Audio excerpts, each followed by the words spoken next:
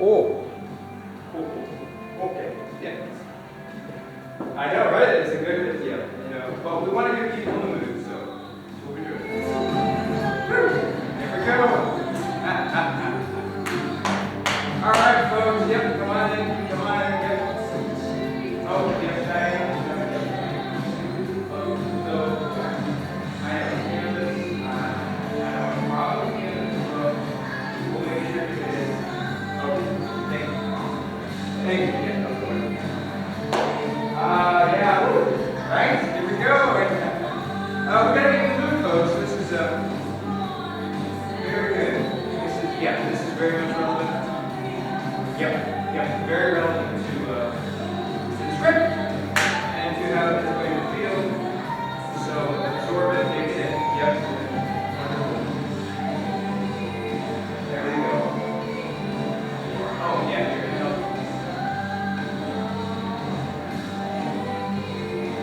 Yes. Oh yeah, no problem.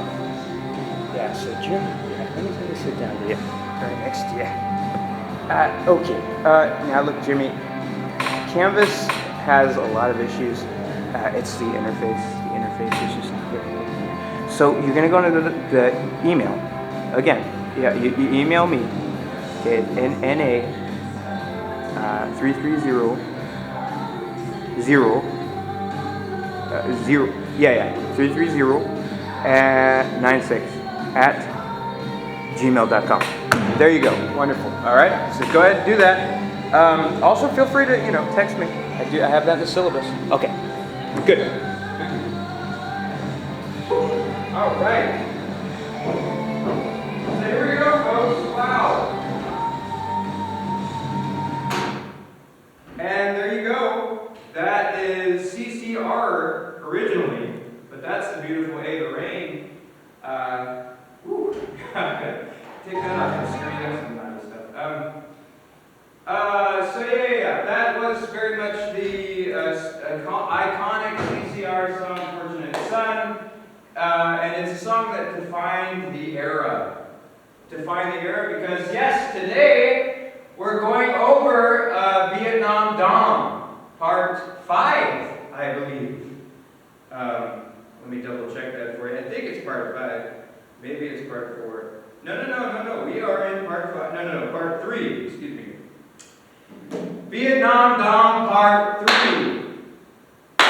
Okay, so thank you everybody for showing up to class. So grateful. We're part 3 here of our wonderful period piece of Vietnam Dom. And so what we're doing is, last time we went over, some of the character psychology, some of the thematic themes, and concepts behind the script in general. Overall, but today, like I told you at the end of my last lecture with this script, is we are going to go into an in-depth analysis of our first scene. Which is our hero, Zach McCombs. Zach McComb is going to be our hero in the picture. He's going to be our hero in the movie. So here we go, folks. Scene 1. And we were even nice enough, we brought a photo so you can visualize. This is our wonderful Zach McComb. He's a wonderful actor, wonderful playwright, wonderful director, producer, phenomenal artist, an amazing person. Now, he is our main character, so that's what our main character, Zach McComb, is going to look like, right? And in fact, I did one even better, and I thought, I could show a portrait of him like I'm doing, and you can get a general sense of what he's going to look like, but I decided to go upon myself to do some Photoshop editing to show you what he will look like even more in the film. And so here we go. Boom. That is what he will 150% look like for the war film. Look at that. He's, war-torn. He's kind of this clueless tourist in the beginning, who then becomes our hero, who brings peace. He brings peace among all the factions. So I'm going to go ahead and leave that up for you on the side here. There we go. Okay, so here is our first scene of Vietnam Dawn. A wonderful period piece that is going to show the absurdity of war. A war film showing the absurdity and the realism of people. So, it starts with a black screen. Okay? Our film starts with this black screen, and for several seconds there's nothing but the wind. Right? And the wind is going. And then slowly, the distance, you hear this rhythmic thump of helicopters, right? And that's where we might even throw in that CCR song to symbolize, because that's been used throughout cinematic history for Vietnam pictures many, many times. That and the Rolling Stones song, Sympathy of the Devil.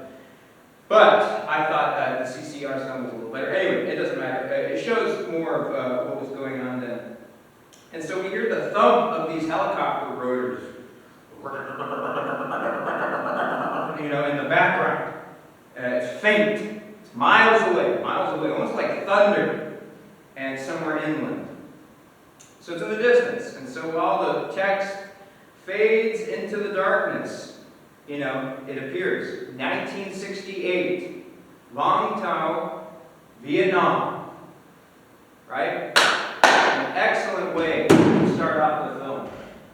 We just get that, bold and italic, Von Tau, Vietnam, 1968. Then it goes into it. The letters linger quietly against the sounds of the wind and that distant war going on in the background, and then it fades away. So then we go to a static shot of a coastal road on the island, carved through this plain sand and scrub brush. And the sun, meanwhile, is blinding. So the sun is very, very bright. You got to think of a tropical island. So very, very hot, humid, and the sun is bright. Very, very bright.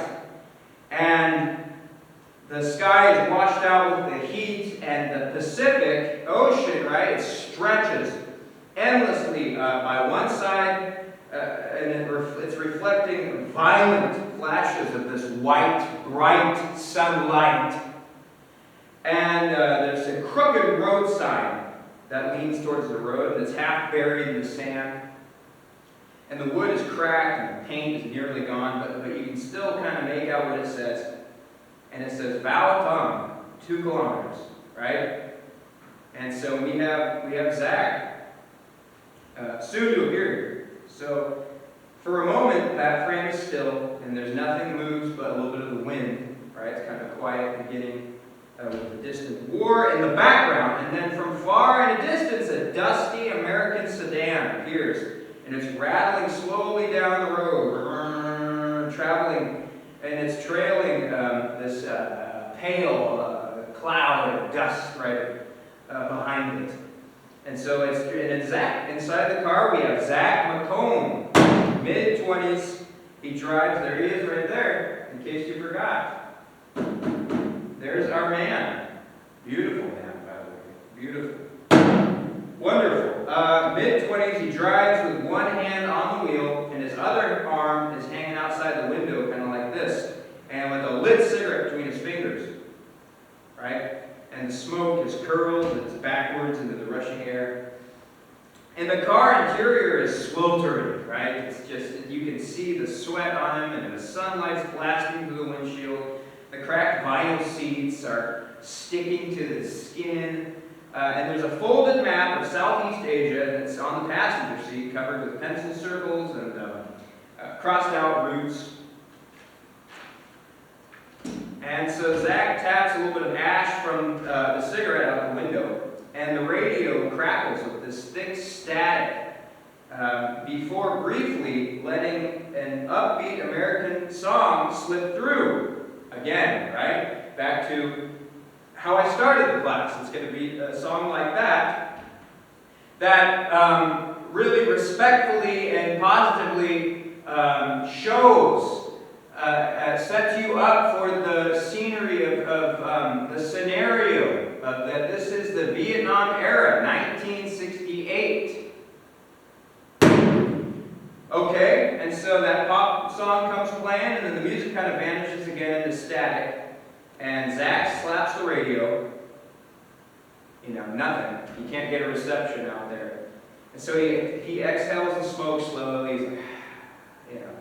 And the sedan is passing by a group of fishermen who are walking along the roadside carrying their nets, you know, doing their daily survival, catching fish and what will you. And they kind of stop and watch the car pass, and their expressions are quiet and unreadable. And then he's in the car still, and he disappears down the road while they still are watching him as this trail of big dust, you know, is behind it. And so the sedan eventually enters the outskirts of Vung Tau. And there's all these wooden houses sitting on stilts above the sand. And on these houses you can see laundry hanging between poles. There's faded French colonial buildings stand, and it's weathered by time and salt air. And then there are a pair of American military jeeps that parked outside of a small shop. Because folks, you gotta understand, at this point we are in the height, the middle of Vietnam War, so we're gonna see American soldiers and convoys being conveyed, rather, in a very dramatic way, kind of in the background, okay? And so, you know, and then he keeps driving, and there's some children playing in this dirt stop, and they stare at the car, right? Stray dog runs across the road, you know, and he kind of slows the car down, and he's kind of looking at all the surroundings, and he's probably thinking in his head, because, you know, this is the 60s, so, you know, the attitude of an American coming to an island like this is probably like, man, he's probably thinking something like, this isn't America, you know, goodness. And so he slows down the car, right? He's sitting there, and then he keeps driving. He passes by a weathered wooden building near the shoreline, and there's a sign that's swinging in the wind of this old, beat-up wooden building, and it says Sea Dragon Bar, right? And so the faint music drifts inside, in and out, along with the slow humming of the radio. And, you know, so then our next scene is inside this bar, this Sea Dragon Bar, because he's been driving for hours, is what you would assume. And so he's going to wet his whistle. He's going to go down to the bar and get himself a little something. And so inside the bar, you know, there's this little orangutan music, ding, ding, ding, ding, ding, you know, kind of quiet. And he slows down the car and he pulls over. And the engine is rattling, you know, really badly before it's shut off. You know, this is an old beat-up sedan. It's probably not in best condition. And then the town suddenly feels very still. You know, Zach just takes one more final drag of his cigarette, he flicks it out to the dirt road, and he opens up the car door and he steps out, and the door slams with a heavy, metallic clunk. And so he slams the door shut, because he's parked and he's ready to go into the bar. And so the dust settles around the tires as he walks towards the bar. And so here we go. He pauses at the doorway, at where the wooden sign hangs, crooked, you know, with rusted hinges and what will you. And he can hear the music, you know, leaking through the cracks of the entrance of this place. And so he takes a big breath, and he pushes the door open. You know, the door creaks open. It's barely hung on. The door is barely hung on by like bamboo and, you know, some thread. You know, this is island living, so it's very makeshift. Everything's very makeshift. It's Vietnam, folks. And so bright daylight spills into this dark, dark, dim room inside, and all the people sitting in the bar, they kind of turn around and look at him. A lot of patrons, a lot of older Asian folks that have lived there for a long time. Not a lot, you know, anyone strange in there. And he walks in, and they all look at him like, we got an outsider here. We got an outsider here. And so there is the first opening scene of Vietnam Dong, with our beautiful Zach McComb.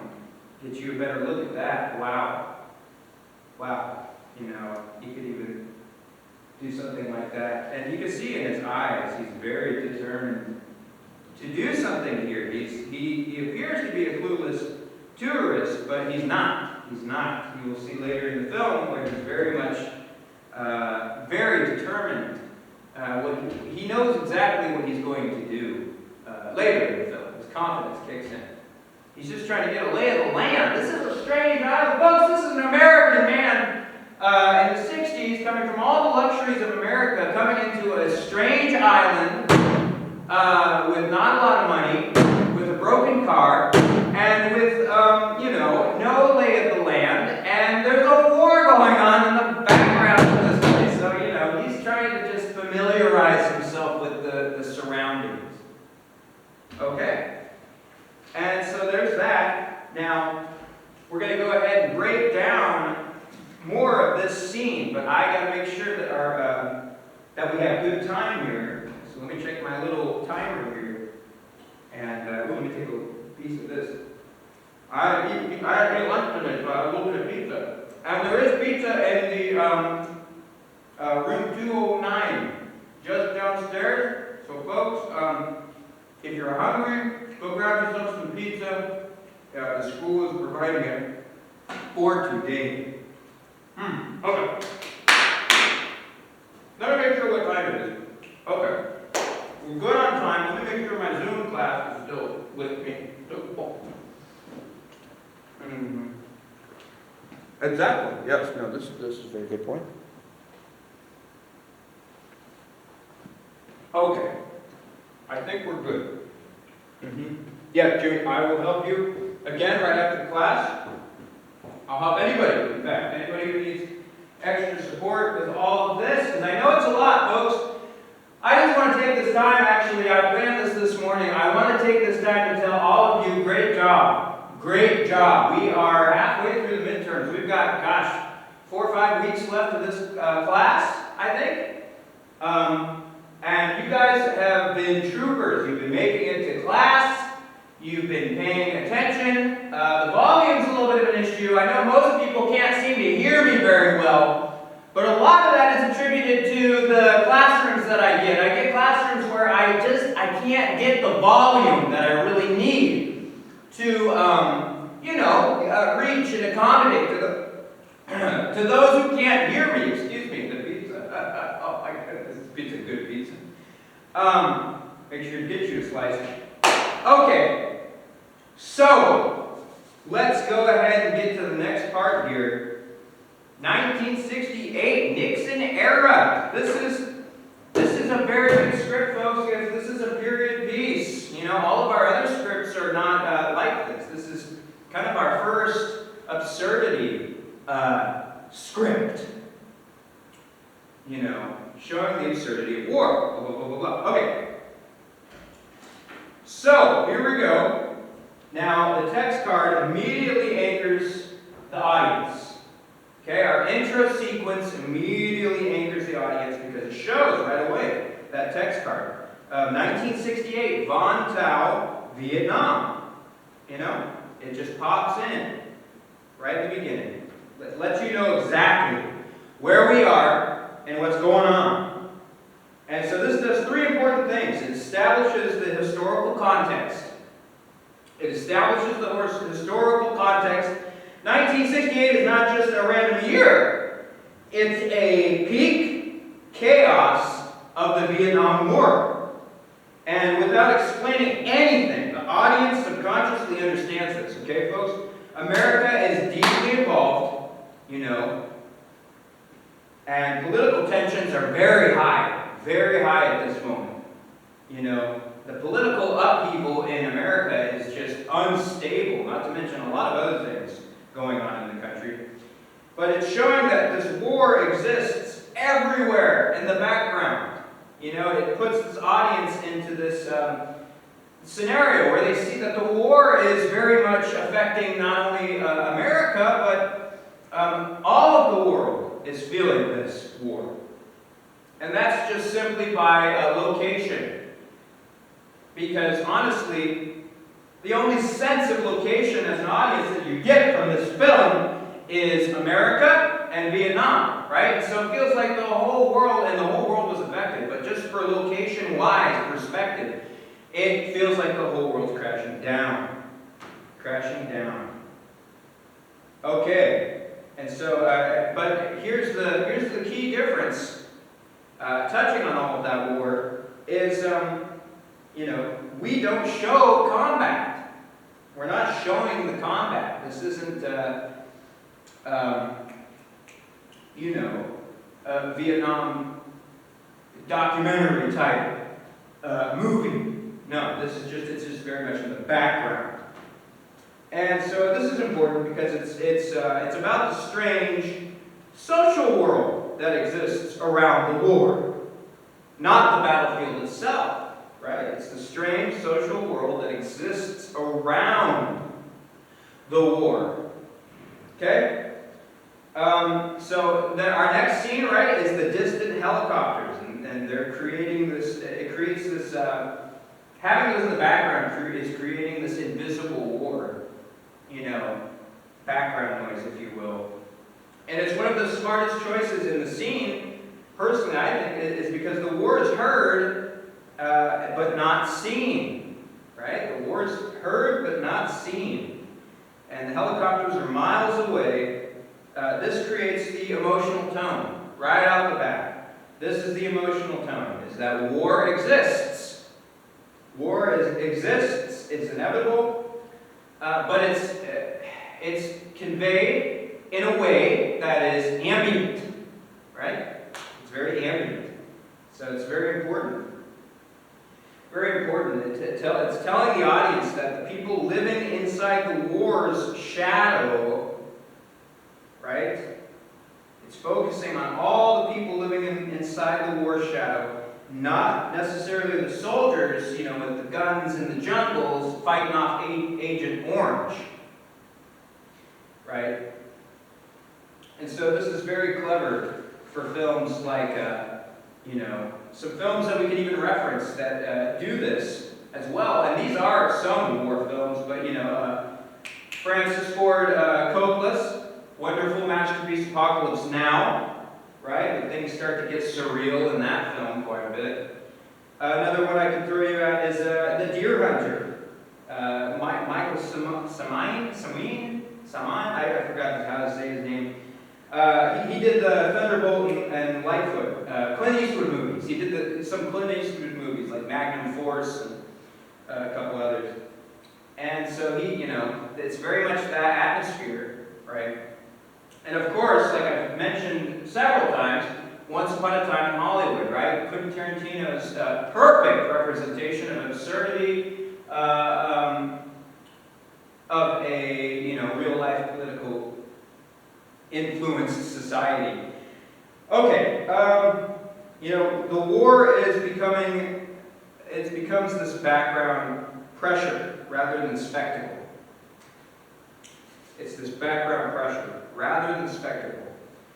So the next scene is the empty road, right? So Zach McComb, he's driving his beaten up sedan, radio going in and out, and this empty road he's driving on, it creates this isolation.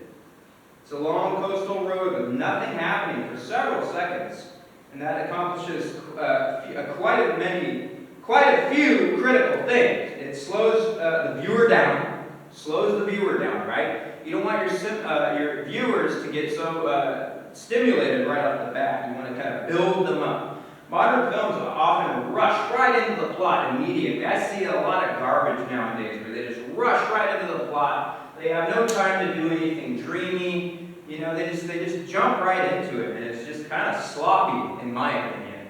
That's why in this class we will not be doing that. We don't rush into things. We take our sweet time because we want to respect the intelligence of our audience members. We don't make slop, right? If I was to use a Gen Z term, we don't use slop. We appreciate and know that you guys are intelligent and that you're sharp. And so we're not going to waste your time with that. That's stupid. And so it's opening with the world moving slowly, right? This chaotic world, but it's moving slowly. And the audience subconsciously learns this, right? That the film will breathe, that the atmosphere matters, that observation matters. You know, we're helping train the viewer to watch very carefully of everything that's going to happen. And then so Zach is then introduced as the outsider, right? We notice how he's introduced. He's not heroic. He's not confident. He's not uncomfortable. Or he is uncomfortable, rather. And, you know, he's sweat to death. He's confused by the map. He's smoking a cigarette because he's nervous. You know, he's in this strange island, coming from America, like I said, with all the luxuries and everything that he had. Now he's on this island with, you know, Jack. He doesn't have nothing. And this establishes him as the audience's surrogate, right? So he doesn't understand the world that he has entered quite yet. So the audience discovers it through him. That's why we did that. That's why we did that. Like I said, he's the audience's surrogate. We're introducing the world through him. And this is extremely effective in most storytelling situations. All right, so the next thing we see is, you know, like the cigarette, right? We put big emphasis on cigarette because it adds period authenticity. Let me make sure that our, Thanks for telling me, Jimmy. Yeah, you never know. It's hard to keep up with our Zoom class, I'll tell you what. It's so much better when they come in person.